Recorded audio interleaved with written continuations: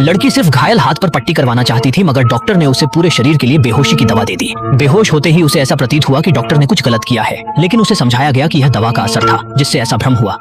बेबस लड़की विश्वास और शंका के बीच डॉक्टर के कमरे से बाहर चली गई, लेकिन उसके शरीर की असुविधा उसे याद दिला रही थी कि मामला इतना सरल नहीं था। इसलिए वह जल्द ही एक अन्य अस्पताल में गई और वहां पूरी जांच करवाई, लेकिन यह जानकर चौंक गई कि उसके शरीर में किसी और का डीएनए पाया गया। सोचने का समय नहीं था, वह तुरंत पुलिस स्टेशन पहुंची और शिकायत दर्ज करवाई, मगर जैसे ही उसने अपने शक का नाम बताया, पुलिस अफसर की चेहरा अचानक अविश्वास से भर गया, क्योंकि वह डॉक्टर शहर में बहुत मशहूर और आदरणीय था। शहर के कई निवासियों ने उसकी मदद पाई थी और वह हमेशा सभ्य और मृदुभाषी दिखता था। मरीजों के प्रति उसका व्यवहार हमेशा जिम्मेदार और सच्चा दिखाई देता था। पुलिस ने लड़की से कहा कि वह शायद कुछ भूल रही होगी और घटना को दोबारा याद करने को कहा। लड़का फिर से उस रात की हर बात को याद करने की कोशिश करने लगी। असल में अपने धोखेबाज पूर्व प्रेमी के झगड़े के कारण लड़की ने गलती से अपनी बांह पर चोट लगा ली। वह तेजी से अस्पताल पहुंची ताकि घायल और खून बहते हाथ का इलाज कर सके। उसने नहीं सोचा था कि डॉक्टर उसे घाव के निकट बेहोशी की दवा देने की बात करेंगे और फिर एक इंजेक्शन लगाएंगे। इसके बाद वह बेहोशी की हालत में सो गई। उसे केवल कुछ धुंधले दृश्य याद हैं।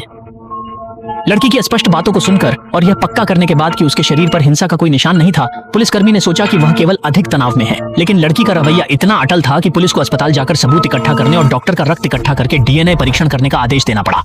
जैसे ही डॉक्टर को किसी के आरोपों के बारे में पता चला, वह अवाक रह गया। उसने पुलिस अफसर तक की मदद की थी, जिन्होंने एक बार उनकी पत्नी को बचाया था। पुलिसकर्मी ने लड़की के बयान को विस्तार से डॉक्टर को बताया।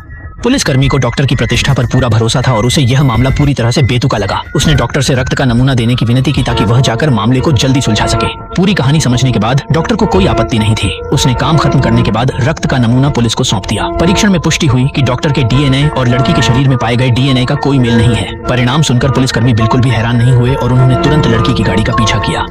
फिर उन्होंने लड़की की बेटी और सहपाठी के माता पिता के सामने लड़की के झूठे आरोपों की घोषणा की।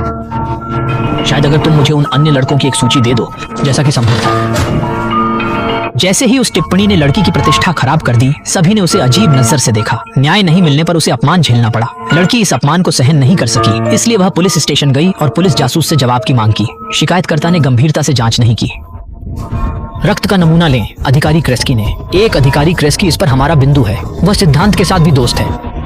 लड़की की बात सुनकर पुलिस जासूस ने तुरंत पूछताछ करने के लिए कॉल किया और अधिकारी ने झूठ बोलने से इनकार करते हुए कहा कि उसने नियमों का पालन नहीं किया, जो संदेह को पुष्ट करता है। लड़की ने मामले को मीडिया के सामने उजागर करने की धमकी दी और जासूसों से इसकी जांच व्यक्तिगत रूप से करने को कहा। हालांकि उसे हमेशा डॉक्टर के निर्दोष होने का यकीन था, लेकिन अस्पताल जाकर साक्ष्य एकत्र करने के अलावा कोई विकल्प नहीं था।